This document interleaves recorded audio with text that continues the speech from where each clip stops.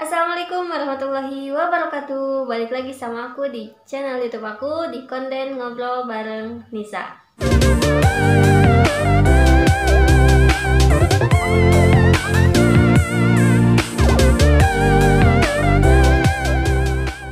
Gimana nih karantinanya? Udah bosen kah? Udah bete? Udah gak kuat mau keluar gitu? Di video kali ini aku bakal buat kalian nih selama di rumah aja, dan kalau nanti kalian bisa keluar lagi, bisa jalan-jalan lagi, bisa beraktivitas seperti biasa, aku mau ngingetin biar kalian jaga-jaga juga. Ini sesuai sama pengalaman aku, jadi aku mau ceritain hal-hal yang gak boleh kalian lakuin kalau kalian, tapi jangan sampai sih ya. Tapi ini kalau misalkan ya, ini buat antisipasi kalau kalian atau misalkan teman-teman kalian atau siapapun itu yang kalian kenal yang dia juga bilang sama kalian gitu HP-nya kecopetan, tahu kan, copet, dicopet itu diambil tanpa kitanya tahu udah hilang aja. Sebelum ke hal-hal yang gak boleh kalian lakuin, aku mau cerita dulu kronologisnya aku bisa copet. Jadi waktunya tuh udah beberapa bulan yang lalu, aku ada event, ada kayak bikin event gitu sama teman-teman aku di organisasi aku. Jadi kita tuh nyari dana. Nah, pas nyari dana itu kita kan kalau di Bogor itu di Sempur ya, kalau Minggu itu ada Car Free Day. Nah, kita jualan minum tuh di sana. Buat yang jalan kaki gitu, buat yang naik sepeda, pokoknya yang lewat di jalan situ lah. Aku sama teman-teman banyakan juga kita jualan minum, mulainya dari jam 5:30 gitu ya. Ini masih pagi-pagi, orang baru berangkat gitu kan, lari pagi ngeterin Sempur gitu. Nah, pas waktu itu pokoknya kan aku pegang HP, terus aku HP-nya tas ini nih. Ini kan digendong gitu. Itu aku cuma pas HP masih dipegang itu, aku di sini cuma naro air minum sama tisu gitu kalau nggak salah. Terus kan lama kelamaan kan aku ribet sendiri jualan air minum sama pegang HP gitu, ya udah HP aku taruh di bagian depannya ini. Nah, bagian depannya ini. Terus abis gitu kan udah jam 7:30 gitu. Pokoknya aku masih sempat bikin story WA gitu ya, jam 7 gitu atau jam berapa. Pokoknya masukin ke tas, nggak dibuka-buka lagi. Terus pas udah habis ada temen yang ngajak, "Miss, kita jajan yuk ke bawah." Yaudah jajan kan ke bawah. Nah, teledornya aku kan kalau kayak lapang olahraga Sempur semacamnya lah. Kalau hari Minggu itu kan suka rame banget, apalagi pas itu tuh ada acara sampai ada panggung gitu di pinggir lapangnya. Terus aku masuk ke lapangannya. Nah, pas masuk itu si tas ini digendong. Ini di sini ada air, dompet, oh iya air, dompet di sini, terus tisu. Terus di sini nih HP satu di sini, HP, headset sama apa ya, udah kayaknya HP, headset di sini. Udah aku gendong dengan pedenya, aku gendong turun ke bawah gitu.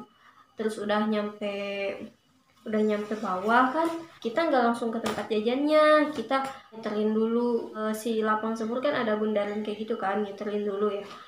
Pas itu gak tau kenapa aku pengen meriksa aja gitu, kan ini digendong kan, otomatis pas meriksa itu akan aku megang ini.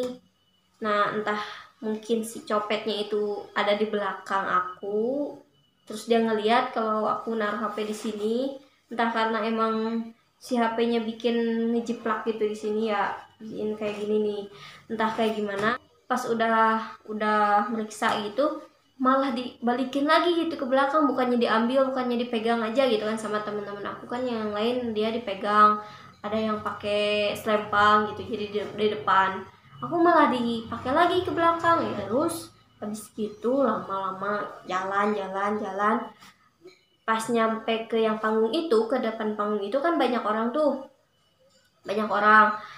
Nah, di yang banyak orang itu udah mulai firasat gitu, kok ada yang aneh gitu.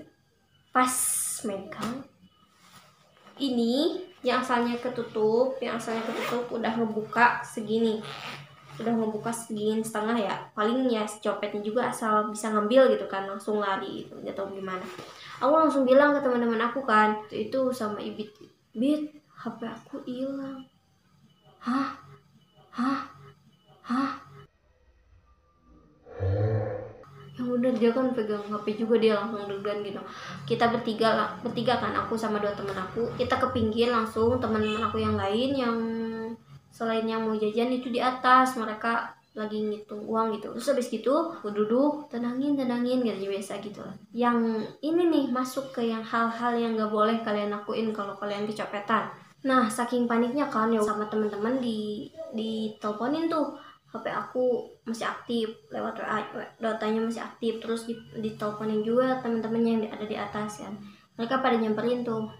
Terus lama kemudian aku nelpon mama juga kan, ikut nelpon orang tua gitu ke rumah, sambil bingung juga bilangnya kayak gimana.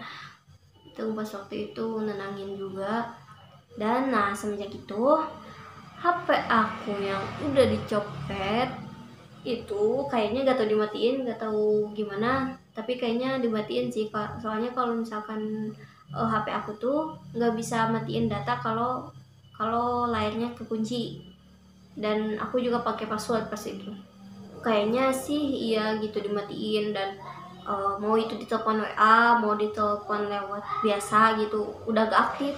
Jadi salah satu hal yang gak boleh kalian lakuin atau orang-orang gitu lakuin, gak boleh dilakuin kalau kecopetan. Kalau dicopet itu langsung nelpon HP. Kalau kalau lupa atau jatuh gitu kan ya bisa lah, mending lah.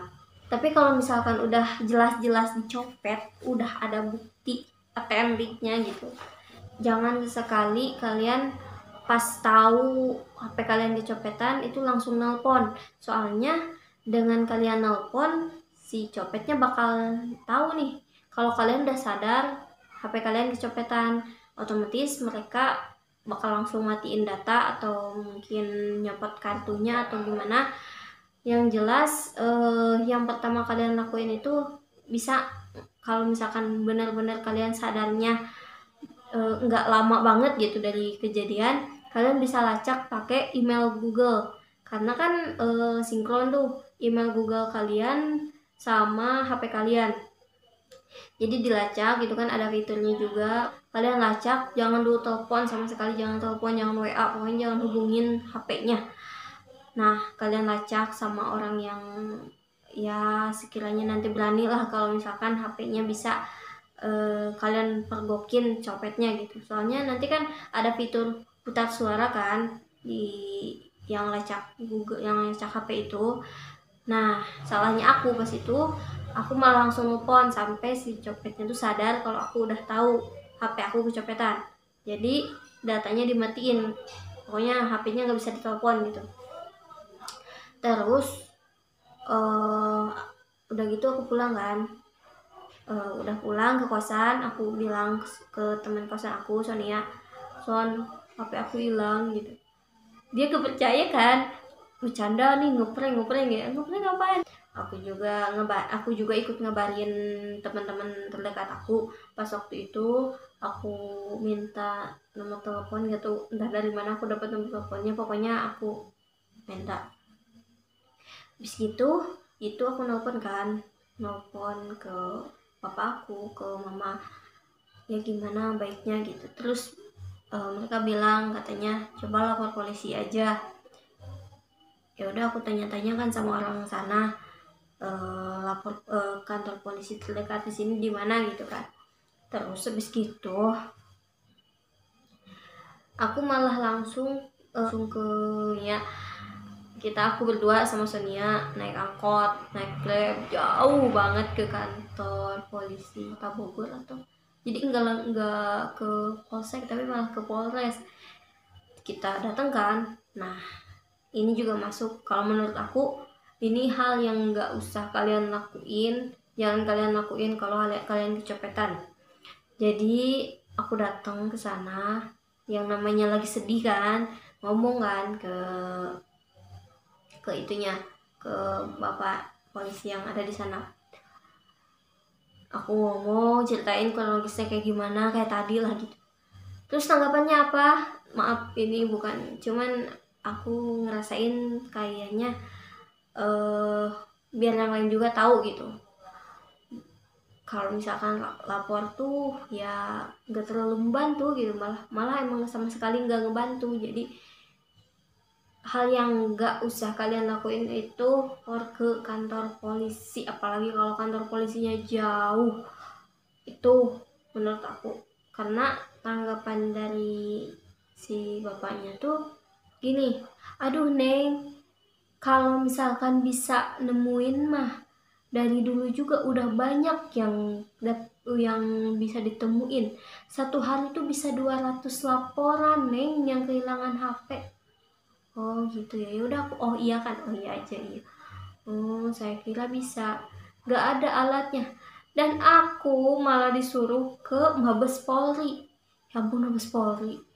Kebayang gak sih kalian, seorang aku gitu, cuma seorang, dia nanya kan, kata aku ada data-data penting Pak, sayang banget itu data kuliah banyak lah pokoknya.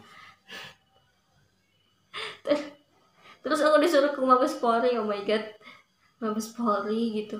Aku dateng cek berdua sama Sony atau sama siapa gitu ditemenin.